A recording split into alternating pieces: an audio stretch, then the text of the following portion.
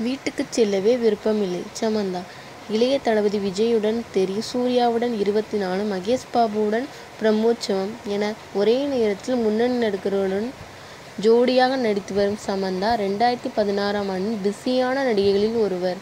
நடிப்பு மட்டுமின்றி அறக்கட்டளை ஒன்றை தொடங்கி அதன் மூலம் சமூக சேவைகளையும் சமந்தா செய்து வருகிறார். இந்நிலையில் தனது பிஸியான பணிகள் குறித்து சமந்தா கூறியதாவது: எப்போதும் பிஸியாக இருப்பது எனக்கு பிடித்த ஒன்று. தேவையில்லாமல் வீட்டில் சும்மா இருப்பதால் எனக்கு ரொம்பவும் கஷ்டமாக இருக்கும். ஆனால் சினிமா மீதான என்னுடைய காதலுக்கு எல்லையே இல்லை.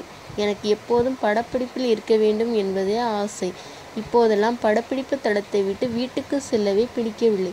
சினிமா என்பது எனது தொழில் அல்ல, அது எனது வாழ்க்கை என கூறியுள்ளார்.